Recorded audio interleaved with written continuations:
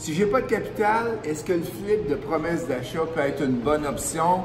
Je réponds à plein de questions cette semaine. Il y en a. Vous allez apprendre beaucoup de choses. Fait que David me demande ça. J'ai pas de capital, est-ce que le flip de promesse d'achat est une bonne idée? Bien, tu as deux options. Un, oui, le flip de promesse d'achat, c'est une bonne idée. Qu'est-ce que tu fais? C'est que tu fais une offre d'achat, elle est acceptée. Tu as des règles à respecter. Tu ne veux pas jouer le rôle du courtier immobilier. Fait qu'il y a des façons de faire pour que ça soit légal. Et l'autre option que tu as aussi, c'est de venir apprendre, comme aujourd'hui, présentement, j'étais à l'Hôtel Mortagne, j'étais au coaching double, Immo Facile, on part le premier cours, c'est d'aller apprendre comment être capable d'investir avec zéro cash, comme je fais depuis 10 ans, comme je fais depuis plus que 10 ans, 20 ans, et comme je vous le montre aussi à chaque fois. Marchand me demande, est-ce que chaque année qu'on achète un immeuble, parce que j'ai fait une vidéo à un moment donné sur Facebook et j'y disais, si tu achètes un immeuble par année, tu vas devenir millionnaire et même multimillionnaire au bout de 10 ans. Je vous le dis, 10 ans, vous êtes multimillionnaire. Fait qu'essayez de retrouver la vidéo. Est-ce qu'à chaque année qu'on achète un immeuble, il est à notre nom personnel, car à un moment donné, la banque ne permet plus d'acquérir un immeuble par année. Il y en a, marchands, qui ont 1000 portes à leur nom personnel, ils ont 500 portes à leur nom personnel.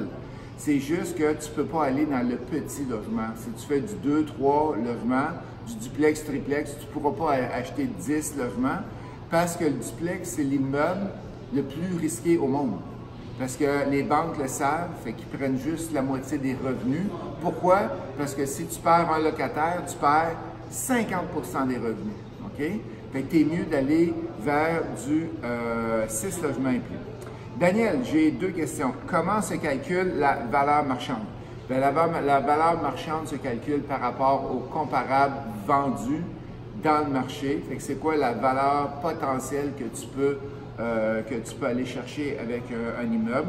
Encore ici, je reviens, tu peux l'apprendre à le calculer au coaching, tu peux aller chercher un courtier immobilier qui va te l'expliquer ou un évaluateur agréé qui peut te l'expliquer. La deuxième question, qu'est-ce que ça veut dire sur une annonce que ça dit que la prime SCHL est déjà payée? Ça veut dire qu'ils vont transférer l'hypothèque à ton nom et tu n'es pas obligé de payer la prime SCHL. Eux l'ont payé quand ils ont acheté l'immeuble. Simon, une très longue question. Allô Justin, merci pour ton contenu informatif, bienvenue. Moi et mon frère voulons nous incorporer car nous avons eu l'occasion d'acheter un immeuble conjointement avec une autre personne qui a sa compagnie de gestion et qui est déjà plugué en immobilier. Le but est d'acquérir un 16. Parfait, c'est bon. Ça nous donne la chance de partir. Il y aurait au total 3 compagnies qui détiendraient l'immeuble en question. Considérant que le tout est bien protégé sur papier avec des avocats, aurais-tu des contre-indications? Je n'ai pas de contre-indications, c'est juste qu'il y a une façon de faire pour ne pas avoir trois incorporations sur les titres. Comme comme vous le savez, je viens d'acheter un 260 logements. Il y a 18 compagnies qui ont acheté l'immeuble. Simon, c'est des étudiants qui ont été au coaching, qui ont embarqué avec moi et qu'on a fait, on a acheté un gros projet. Mais dans ce projet-là, il y a 18 compagnies. Fait que si tu sais comment le setuper, si ton avocat sait comment le faire, il n'y a aucun problème, tu es capable de le faire. Je viens de le faire. Bruno, bonjour, une question rapide. Avez-vous déjà abordé le sujet d'un multilogement, 6 logements, dont 2 logements ont été ajoutés ou sont non conformes selon la ville à cause de manque des issues? Bien, je vais te dire qu'est-ce qui arrive, Bruno. J'ai justement un étudiant au coaching. Qu'est-ce qu'il a fait? Il a acheté 12 logements. Il y avait 2 logements qui étaient illégaux, comme tu viens de dire. Il est obligé de les démolir et il s'est ramassé avec 10 logements. Fait que s'ils ne sont pas légaux, il manque des issues, tu ne veux pas prendre un risque, il arrive un feu, puis là, tu es poursuivi parce que ton logement ne respecte pas les règles d'incendie de la ville. Fait que calcule que tu as un 4 logements maintenant. Régent, peut-on se servir d'un placement de membres de notre famille comme garantie collatérale pour acheter un immeuble? Oui, tu peux le faire, mais fais attention.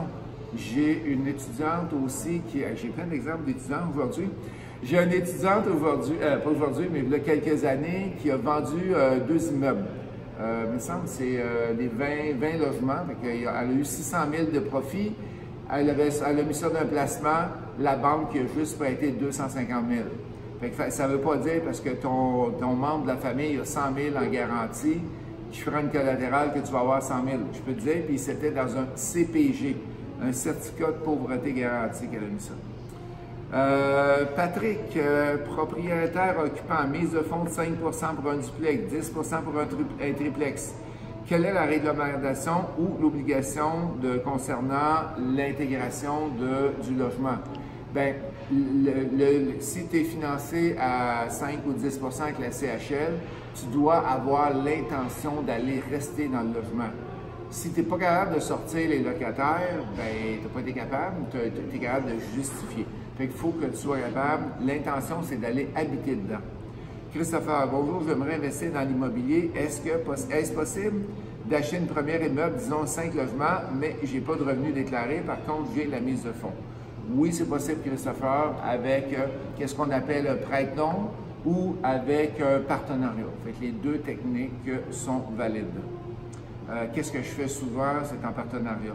Olivier, j'ai trouvé une drôle de question.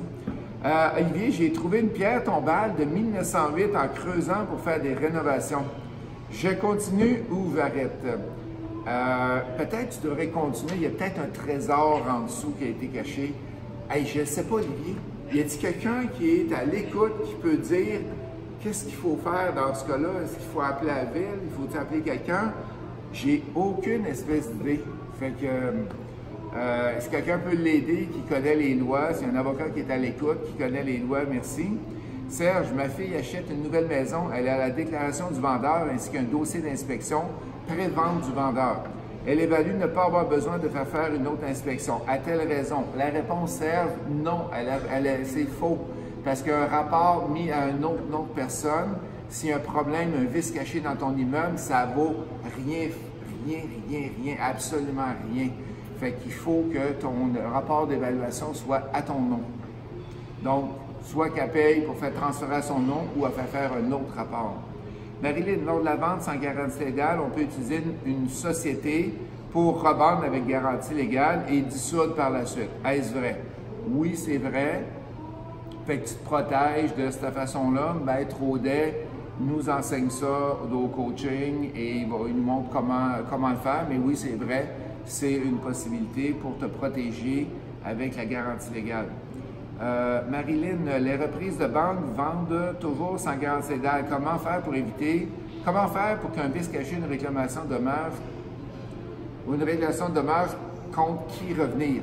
Bien, tu ne peux pas revenir, c'est vendu sans garantie légale quand c'est des reprises de banque parce que la banque n'a pas habité dedans, il n'y a rien. Ça fait que tu l'achètes puis advienne que pourra. OK? Tu restes avec. Marilyn, lors de la vente d'une promesse d'achat qu'on a parlé au début des questions, comment se protéger si l'acheteur de l'APA nous revient pour vice caché? Tu n'as pas été sur les types, Marilyn. Fait que tu n'as pas vendu un immeuble, tu as vendu une offre d'achat. Il n'y a pas de risque là-dessus. Nicolas, selon moi, s'il y a des avocats qui sont en ligne, dites-moi là, mais selon moi, il n'y a aucun risque, c'est un contrat que tu vends. Nicolas, que pensez-vous du marché immobilier à Shawinigan? On part à la course, les amis. On s'en va. On ne reste pas à Shawinigan. J'ai plusieurs étudiants qui ont été... je suis drôle le matin, moi. Il y a plusieurs étudiants qui ont été à Shawinigan et ils ont été obligés de... Ils ont bien de la misère. Okay? Ils ont beaucoup de misère. Fait que fais attention, c'est pas tous les quartiers qui sont bons là-bas. Il y a un petit Bronx aussi. Isabelle, est-ce une bonne idée? Et c'est la dernière question. Est-ce une bonne idée de s'associer avec un courtier immobilier afin de connaître les opportunités avant qu'elles soient affichées sur Centris? Yes! Oui, vous devez faire ça. C'est des gens qui vont chercher pour vous. C'est des gens qui vont vous aider. J'ai plein de courtiers immobiliers qui travaillent pour moi et les deals, ils viennent à moi. Beaucoup de deals viennent à moi et ils ne sont même pas sur Centris, sur Internet. Mais vous devez vous associer ou vous devenir travailler avec un courtier immobilier. Fait que c'est réponse aux questions de la journée. J'espère que vous avez eu du fun. Moi, j'ai eu bien du fun à répondre à vos questions. Fait que merci. Je réponds à vos questions chaque semaine. Manquez pas ça. Bye!